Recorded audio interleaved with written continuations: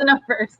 Hi, everyone. Welcome to another Friday Live with the Lactation Peer Counselors. I'm Mary, and I'm here with Elizabeth and Shevonne. And today we're talking about thrush and the battle of the sugar beast because, and you'll find out why.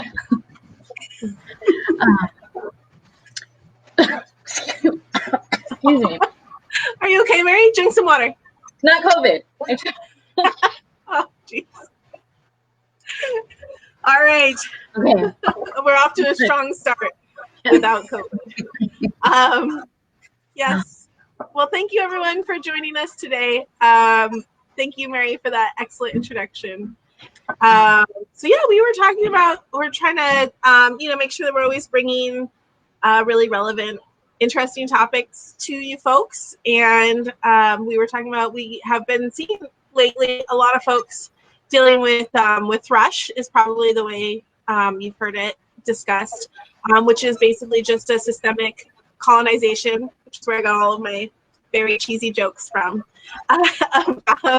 So our body system being overrun or colonized by yeast, and when we sit on the nipple or in baby's mouth or in baby's bum, we call it a thrush, or yeast colonization, yeast overgrowth. And this actually just hit me. I just realized that, Shevonne, you and I were talking about yesterday how we're starting to see a lot of it lately. And it literally just in this moment hit me. I was like, oh, you know what I'm doing a lot right now? Just Baking. Sitting around eating snacks. Oh. So, yeah, that makes sense, especially if they're like baked goods or sweet treats. And so, I mean, this COVID being stuck at home and now with the smoke, it sucks. And I mean, like I said, I'm definitely self-soothing with chips. That's my go-to.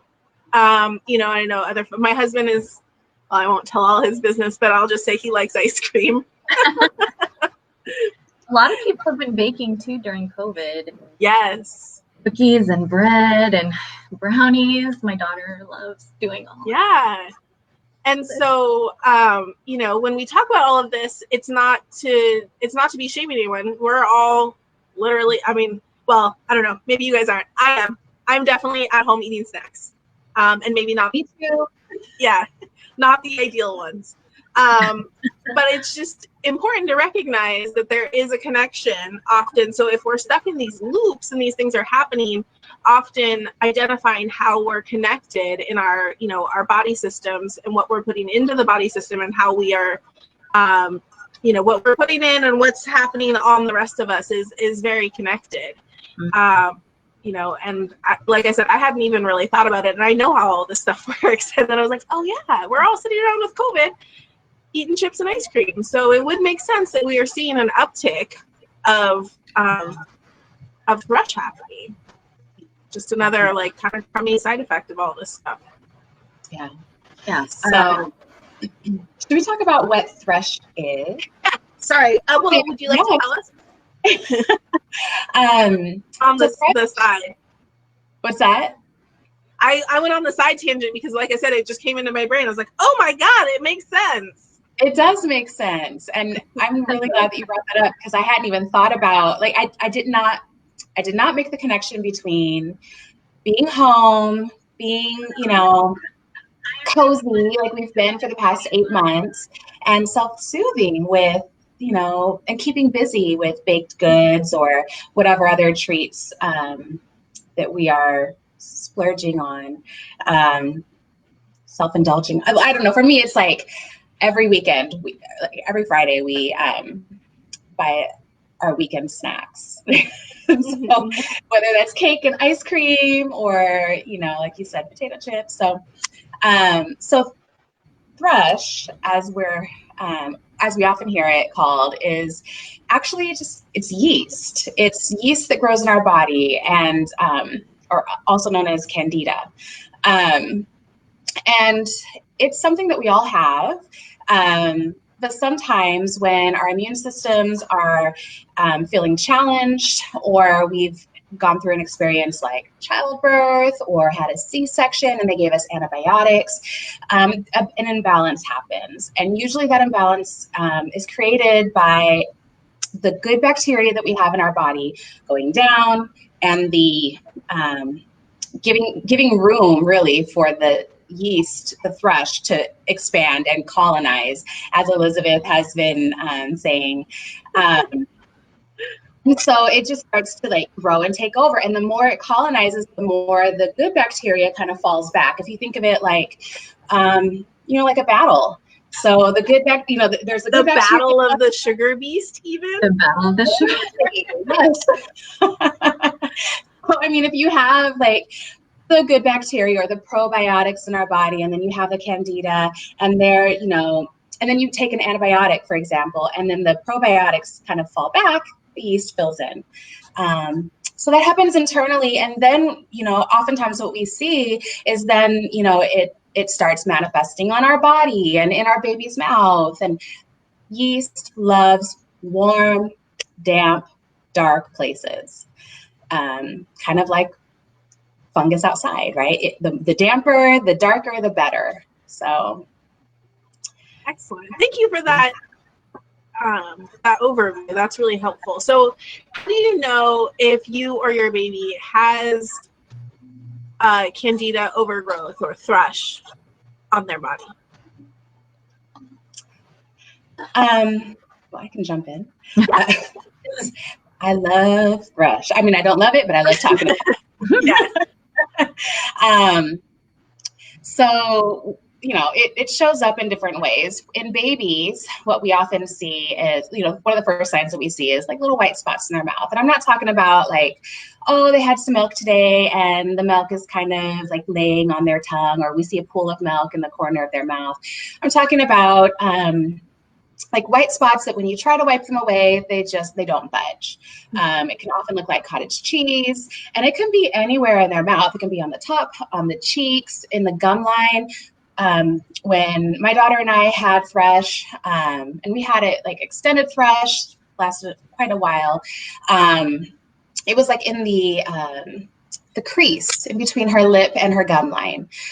It can be on your tongue. I see it here a lot. Yeah. Mm-hmm. Yeah.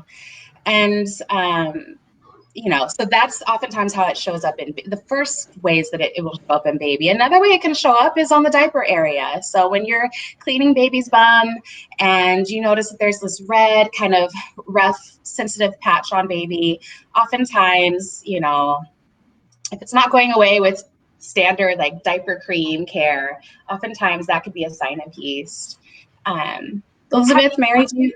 Oh, yeah, I was gonna say I've noticed what seems to be a hallmark of the yeasty diaper rash are those particular little blisters that come up. They look like they're just a tiny red blister, and unlike if you have a more of a standard diaper rash, like say you've got a sneak pooper. I have one of those like where he'd poop and I would never know, and so we occasionally would have the sneak poop. Oh gosh, it sat too long, it really bothered his bum, and you would get just that like patch of like either the red skin, or even if you're getting a sore from it, it would be like a sore because of the acid or whatever in the poop. But the yeast rash I find tends to be just like a sprinkling of little red blisters, a very small red blisters. That don't seem to have any particular origin. They just kind of stay, and they don't really get better. Regardless of what you're doing. Is that your experience? I have seen that. I've also seen where it's like this, like a patch with kind of like raised edges around it with the blisters in addition. So that's a really good point, that the blisters sometimes will be there without the additional rash. Mm-hmm. And it can also show up on the body of babies. So lots of babies have these little rolls and folds, and so in their neckline we can, often see, and usually if it's reached this point, oftentimes you've already noticed some of the other things, and you're probably already working on treating it. But that can be also a sign when they have like a red or pink rash in their neck folds or in their elbow folds. So yeast is yeah, and making sure if, if you got one of those super cute, like big chubby babies with all the rolls there, that's a great reminder too, because it can sometimes if there's a lot of milk dribbling in there, it gets stuck. It can add to that, figuring out that's a spot to colonize. And so just making sure that you're drying off. If you have particularly a really rolly baby, making sure that their rolls are staying nice and dry. It's hard. Yeah. One rolly baby, man. You got that too. So Yeah. And what about? Yeah. Oh, go ahead. No. Oh, the rolls are a good spot because you also mentioned that the yeast likes to grow in dark, damp places, and all the creases are dark and damp. So those are good to. They were dark and damp and so cute. So cute. So cute. And that's we haven't even talked about what's on like signs for the lactating parent. Do either of you want to take the reins on that one? And yeah, so you can. So for the lactating parent, you could have burning, sore nipples. It'll be itchy, flaky. You'll get sharp. You might get sharp pains, or generally, if it's like worse, you'll get sharp pains. And at that point, I would call a pediatrician, because I wouldn't wait and see if it gets better. I think at that point, you need to get some medicine and see see your doctor, because at that point, it's also being passed back and forth between yourself and your baby. So that's such a great point. It's really important when you recognize that you have a thrush overgrowth on either you or baby, even if one of you doesn't show the signs, it's really important to make sure that you're treating both of you, because it's going through the whole system. It's like you and baby are a big loop. And so all of these things are just going through each of you and coming back around. That's why we refer to the nursing person and the baby as a dyad, because at this point you're never on screen. I talk with my hands too much.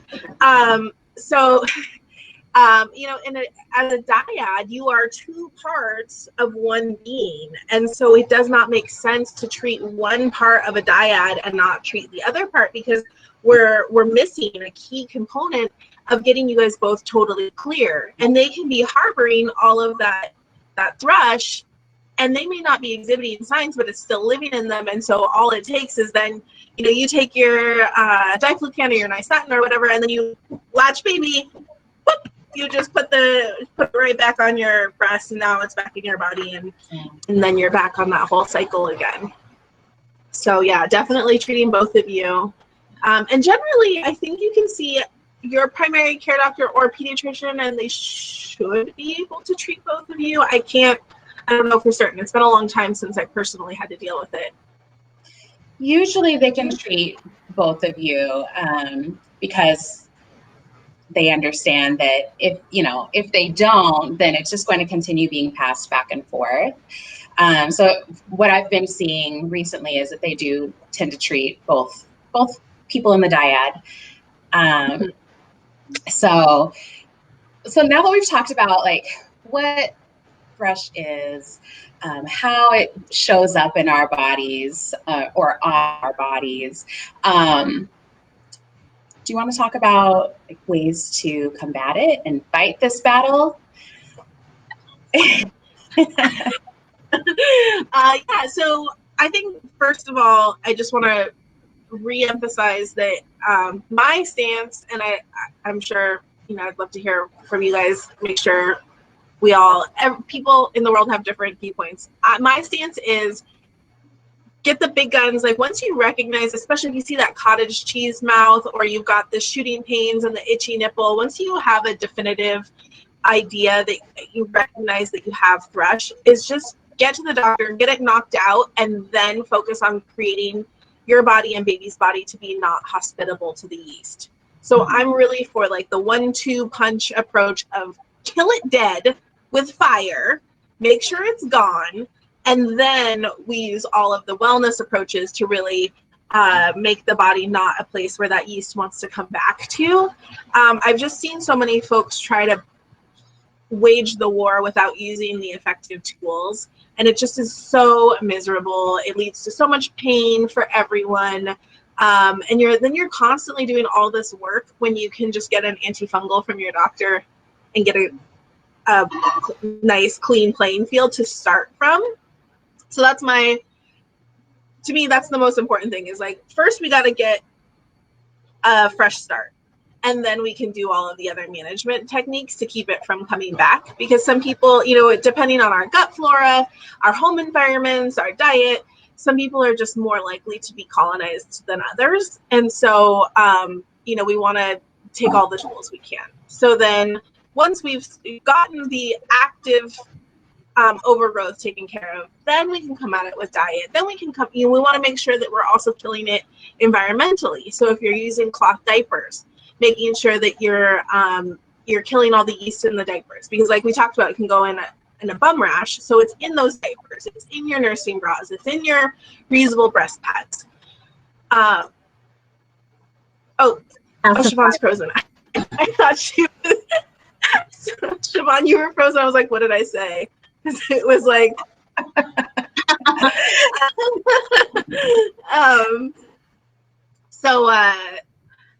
treating your bleaching or boiling your reusable diapers if you are using cloth diapers. Same with your bras and your breast pads. That's key, because otherwise, again, you're just slapping it right back on. And then really changing your diet to minimize sugars, carbs, things like that, to get your body back in balance, and probiotics, of course. But as Shevonne mentioned, she's the queen of this. So Shevonne, I'd love to hear. I have a whole protocol for working with fighting against thrush. So I agree with what you're saying. I think an aggressive approach is definitely the way to attack it. I differ a little bit in the.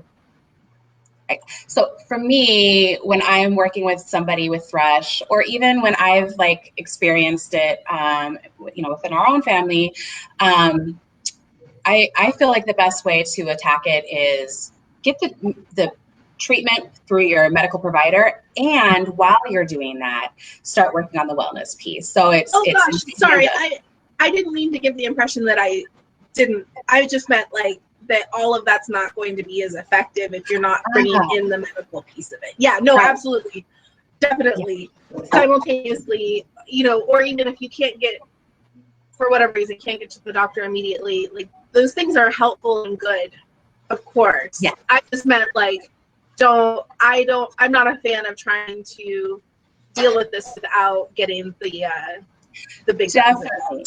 Yeah, we don't want to slow burn it. We want to torch that. Yes. Yeah. I filter myself there. But truly, when you start noticing the slightest symptom, because we've already talked about lactation should not be painful, right? So if you're feeling this is painful, and it's not just when baby's latching, but it's all the time, I'm feeling this tingling, I'm feeling this burning, this is not, it might not be thrush, it might be something else, but it's always good to get that checked out in case it is thrush, or some other kind of thing that's happening with your breast, or with the latch. But once you do identify that you are having some symptoms, and it has been identified as thrush, and you're getting the treatment either through antifungal diflucan or nystatin, and both you and baby are being treated, I agree. It's definitely something you want to start tackling with anything that touches your breast, baby's mouth, or breast or chest, baby's mouth, and baby's bum. needs to be cleaned every single time it's being used. So we're not going to reuse our bras or, whatever we're wearing that's touching our chest directly. We're using disposable pads that, to catch the milk. And if we can't use disposable, or if we choose to use, reusable, that we're boiling them or soaking them in vinegar or bleach, like washing with bleach. I like vinegar. We don't use a lot of bleach in our house. And so vinegar has been shown to be effective in killing fungus as well.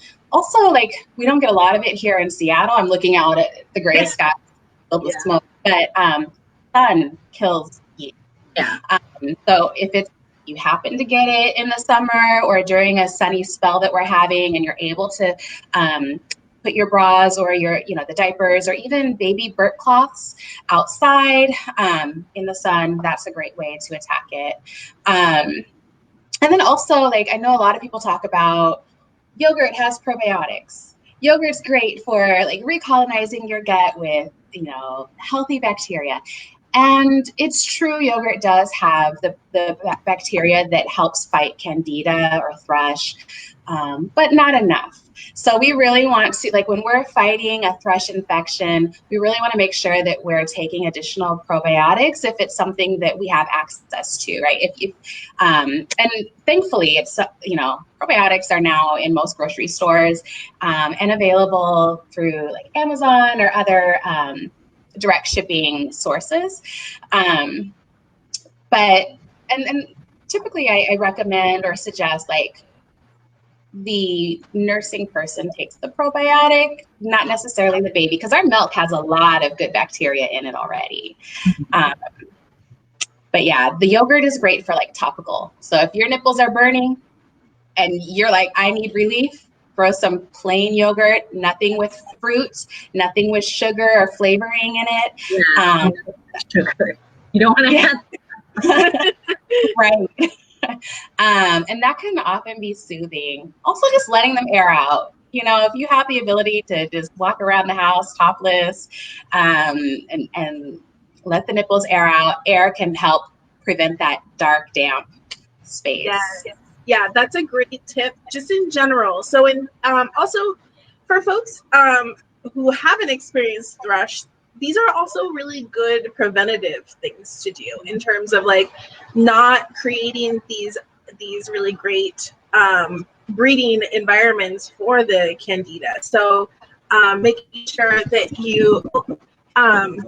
you're changing out your breast pads so that you're not having your nipples sitting in like damp, moist, warm, wet breast pads. You're switching those out if you're leaking heavily.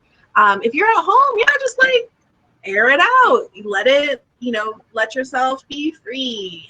Getting air. If you live in a place where you're able to, have a little sunbathe, that's wonderful. Sun on our bodies is fantastic. Safely, of course. We don't want anyone getting sensitive area sunburns, but we don't have to worry about that here very much. Unfortunately. Eating fermented foods is always a great preventative. I mean, it's so good for us in general. Oh, and actually Billy Bob says, can any of you suggest fermented foods good for thrush for the lactating parent? Thanks, Billy Bob.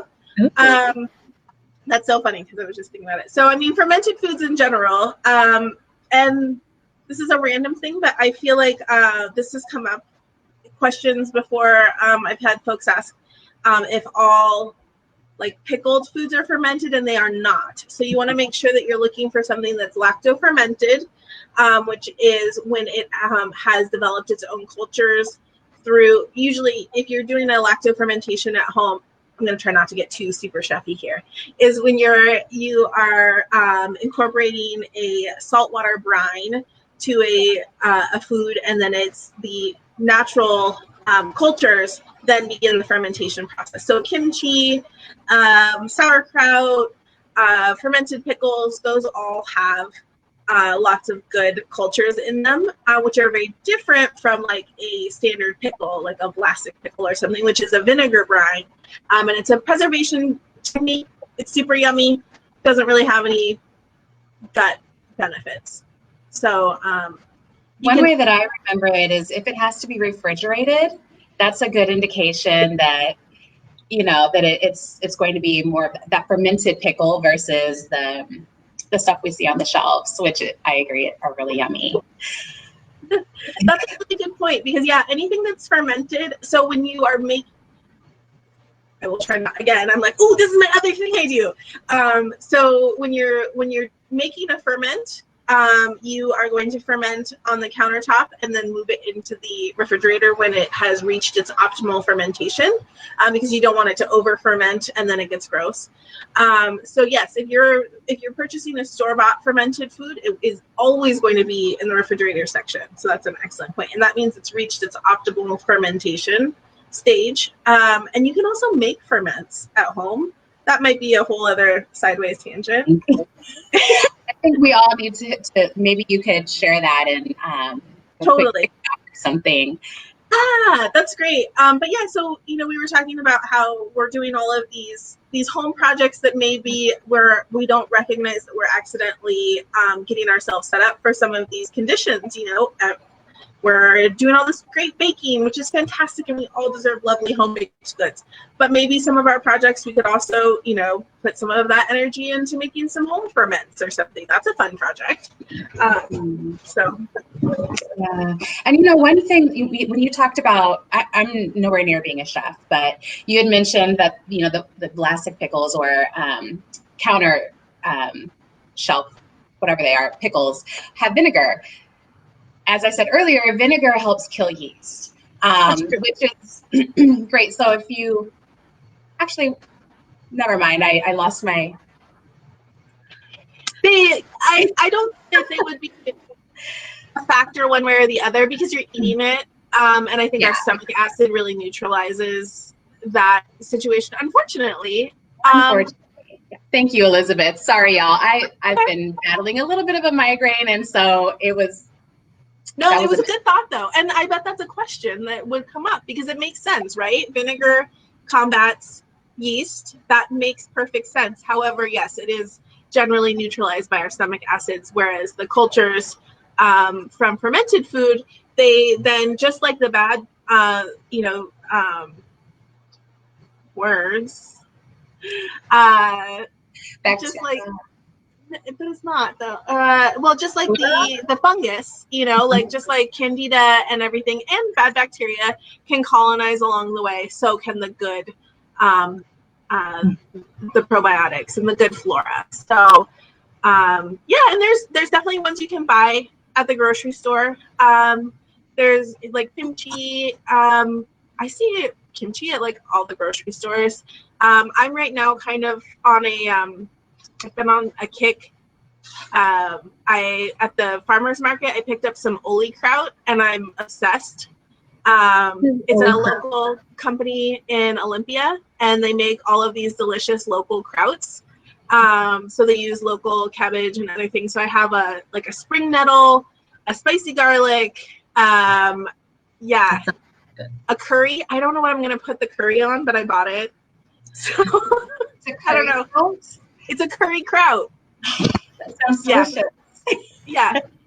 So those are also available. You always have to put it with something. So I love fermented you love foods. Your kraut. Yeah. I do, and I love my kimchi. So I actually will eat kimchi before I have my coffee in the morning. I just take a couple tablespoons of it. A lot of cultures eat fermented foods with each meal. If that's not, some people don't like fermented foods, and I totally get that. And so just eating a couple tablespoons a day could even help recolonize. Mm-hmm. I don't know if it's actually good to take it before your coffee, because coffee is so acidic. So I'm reconsidering that one. Fermented foods definitely have a certain tang to them, or a certain, especially if they're really fermented, there's bubbles and there's odor. Yes. Yeah. And if you're not liking those savory fermented foods like kraut or kimchi, you can also get you can do a kombucha. Lots of people, or even like a kefir, or there's now sparkling probiotic beverages that are less fermenty tasting, but they still have lots of good probiotics. So my daughter loves kombucha, but she loves really any of them. So there's some that we found that taste more like juice, and some that taste more like kombucha, some that are more vinegary, and they all are good. They're all going to help that body system. So sometimes it's just a matter of finding what your body is enjoying. The sparkling probiotic beverage that is in the same case with the kombuchas is usually a little bit of it's a good entry level way, because it doesn't have quite that distinctive odor, and it also generally doesn't have the floating mother at the bottom, which I know can be off-putting to some people.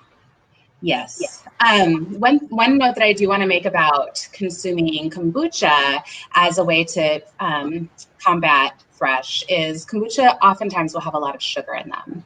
So be mindful, try to be mindful of the grams of sugar when looking and comparing the different kombuchas. I love kombucha, but I found the sweeter ones that my kids like usually are not as beneficial.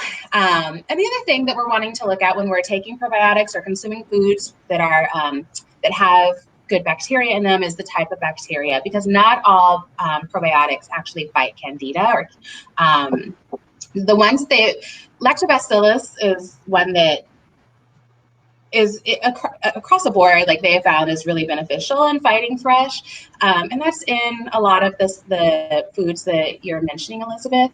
But that's also just something to be mindful of. And maybe when you're talking to your doctor, once you have that confirmation that you do have thrush, talking to your doctor about which bacteria or probiotics you should be looking for in the foods can be helpful in navigating that road.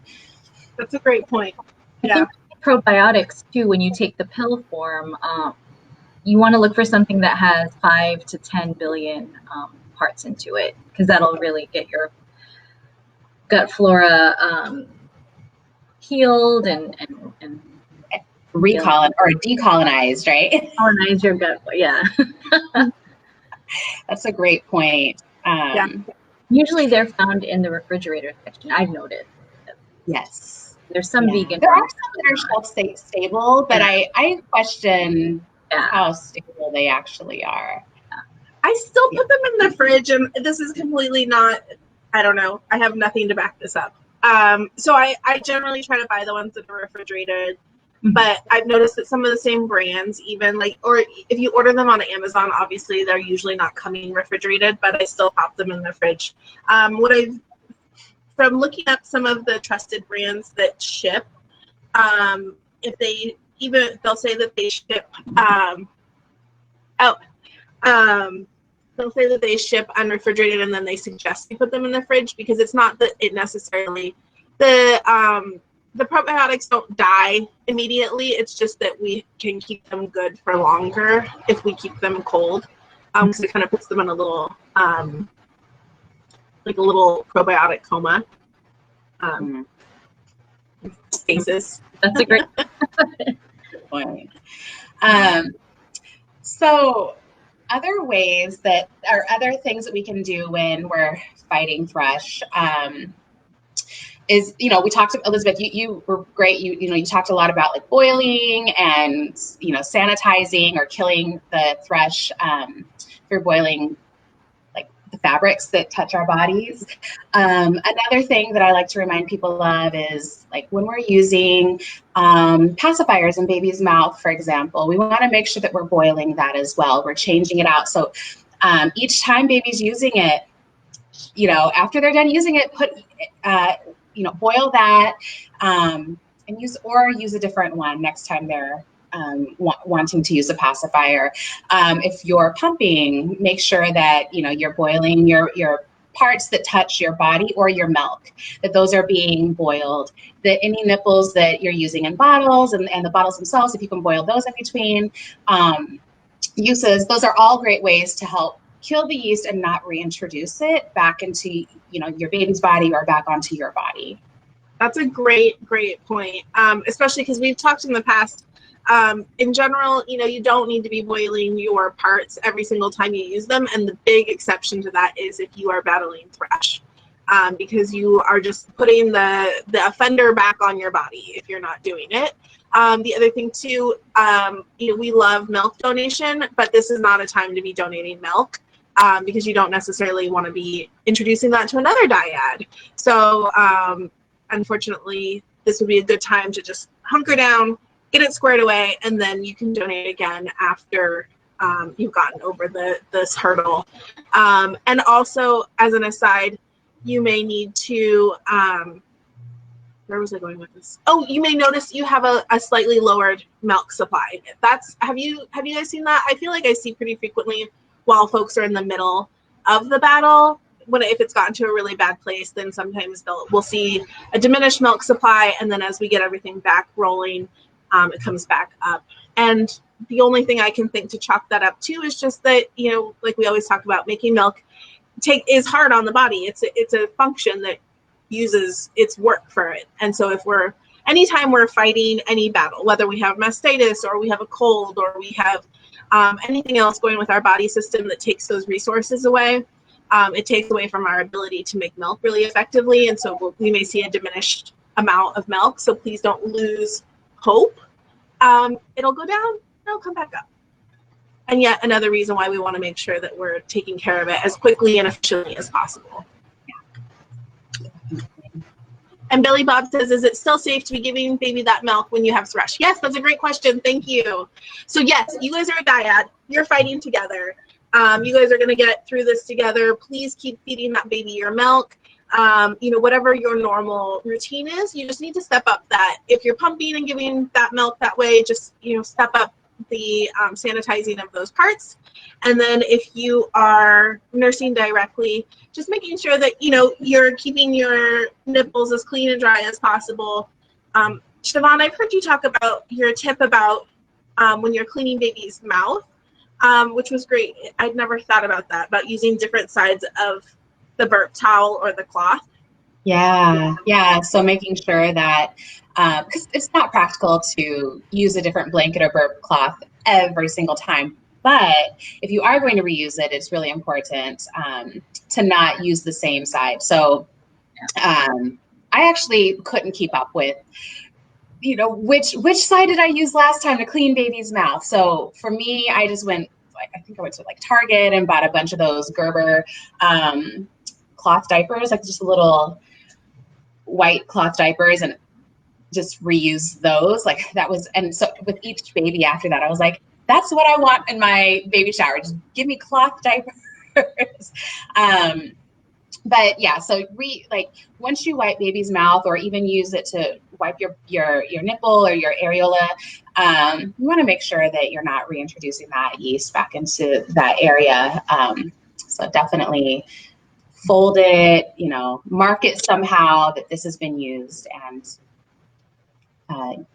just feel some pumps. So Jay, I'm so sorry, and we don't ever want this to feel impossible. These are all just all of the things you can do. No, you wouldn't need to change shirts after every feeding. It's really particularly about how you're keeping that wetness against your skin. So, if you're wearing your shirt's not generally getting soaked. If you soaked your shirt, or if baby threw up all over your shirt, you'd likely want to change your shirt anyways. But we don't want anyone to be feeling like, oh my gosh, I'm a biohazard now. It's just simply, we're trying to give you as many tips as possible to get over the hurdle as quickly as possible, and so, what, life is life. We're never going to be able to do all of the things perfectly. It's simply more tools in the toolbox. And so the more of these things that we know, the more that we can utilize, So if we have a soaked breast pad, we know, oh gosh, I shouldn't put this back on.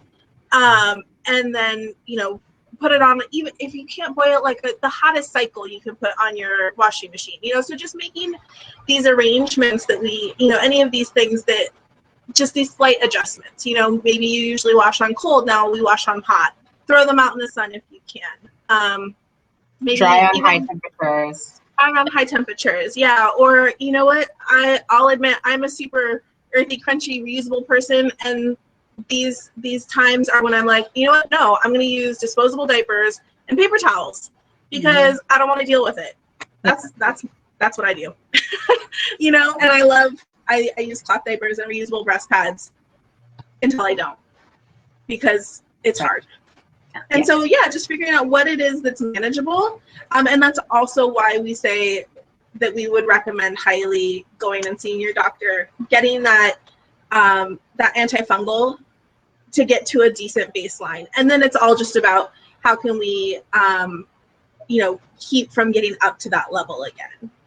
But Jay, thank you for bringing that up, because I think that's really important to acknowledge. Sometimes we think we have to be perfect. Yeah. No. You can't. You shouldn't have to feel like you are striving for that. These are just all the tools in the toolbox that you can utilize. And some people are going to kick this out and it's never going to be a problem. And some people are going to have a longer battle. And unfortunately, that's just life. So some people are going to need more tools. And some people will be like, oh, you know what? I just, I didn't change anything and everything was fine. And that's awesome. Congratulations. I was not one of those people, but I've had a long, I took a lot of antibiotics as a kid, and then I had C-sections. And so there was a lot of stuff happening for me that destroyed the good bacteria in my body. And I wasn't told to reintroduce it after those rounds of antibiotics. So, but like you said, Elizabeth, there's other people who are able to just take the antifungals, not change anything else that they're doing, and they're able to move past it smoothly. And I was kind of in the middle, I was, we had a kind of an ongoing thing. That's why to me, I'm always like, diapers, it's your diapers. The collar's in your diapers. That was, I didn't know about treating the diapers until we were on our second round. But we found a diaper cream that had a grape leaf extract, or a grapefruit seed extract. Those both have some pretty good antifungal properties. And so for us, that was the key. After we treated the diapers, my kiddo's bum seemed to be the place where it started most frequently. So for us, the key was to knock it out, get it gone, and then as a preventative, continue using that particular diaper cream. And then for me, consuming good gut bacteria foods.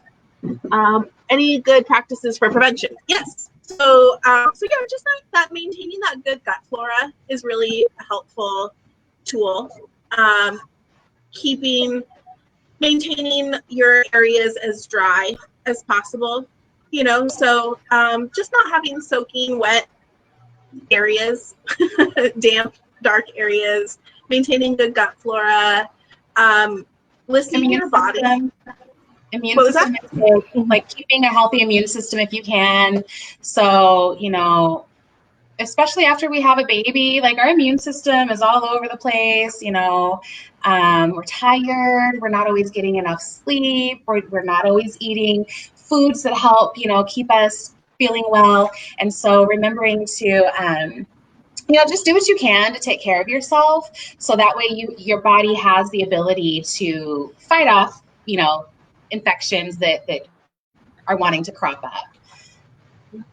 So Jay says, my doctor suggested we get mine under control since my baby doesn't show any signs of thrush. Shouldn't we be treated at the same time? So we, of course, are not medical professionals. We are not doctors. However, it's generally commonly accepted that, yes, both people should be treated. So I would probably bring it back up with your doctor and just evaluate. And I will also look, there's a pretty good article, I think it was in Evidence-Based Birth, about it that I can put in these comments here that could be helpful for talking to your doctor about that, to make sure that if baby is the one symptomless but carrying a high candida load and then reintroducing it back to you, Again, there's that idea of the dyad, and then that's a loop. It's a closed loop. And if you're just, baby's not showing symptoms, but they are carrying a high load of the candida and then putting them right back onto you, and you are exhibiting symptoms, then it's going to be this ongoing cycle, which Shevonne has probably has some words about. I see you got. No, I 100% everything that you're saying. It's like you took the words out of my brain and spoke them through your mouth. So yeah, I 100% agree with that. Yeah, I literally have nothing else to add to it. So yeah. Awesome. Well, thank you everybody who's joined in and asked questions and added to the conversation. It's been really, like I shared with Elizabeth and Mary, this is one of my favorite topics to discuss because it is something that I've personally battled, and it's also something that I've supported other folks through while they're fighting it and overcoming the thrush and the sugar beasts. And so, yeah, I've just really enjoyed this conversation that we've all had together today. Yeah, and that's a great point. The doula Colleen says, Jay, if maybe you saw your baby's doc might have a different approach. So I was actually just going to bring that idea up too. Is that different providers have different approaches, and this goes for everything. If your provider's approach isn't working for you or doesn't resonate or feel right to you, you can always check in with baby's doctor. That's a great option because you have two providers who are seeing both parts of this dyad, and so they may have a different opinion or have a different resource. We all are only as good as the resources that we have access to, and everyone has different approaches, and that these things can work for different times and different places for different people. Also, sometimes if you have the ability to see a different kind of doctor, often, and I don't want to be offensive, but MDs often focus on illness, symptoms, treatment. That's it. So if you have the ability to see a naturopath or someone who is able to take a step back and look at the body system as a whole, and again, fostering a system wellness instead of treating this one particular symptom, sometimes that can be really helpful too. I know that because American healthcare sucks, sometimes we don't always have that option, but it can be helpful. So I was trying to read the messages. It's a very awkward. You froze for a second. You were leaning in. I was waiting for what you're about to drop on us. No, I was trying to read messages. This was my reading phase. This is I'm old and I need new glasses phase.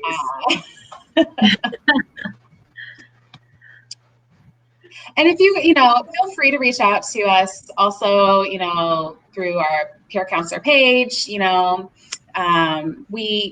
Mary and Elizabeth are both, actually all of us we have some space in our caseload. So if you wanted to work with us, but specifically, if you have questions that you want to reach out and ask us, please do feel free to do that. Absolutely. And thank you all so much for this robust conversation. It's really fun when we get folks participating, so we're not just hearing our voices talk. As much as I love when we talk to each other, it's super fun. But it's fun to know that other people are here and listening, and that it matters and that we're being helpful. So that's really cool. It's super fun to see all this conversation. Yes, and if you have topics that you're interested in hearing us, talk about, or that you want to suggest, please let us know. We're happy to cater our conversations to what's the what people are interested in. So absolutely. Cool. Well, thank you everyone, and again, definitely feel thank you, Colleen. So feel free to add on to the chat there, or post on our page. Let us know if you have any ideas or further questions. We're totally here.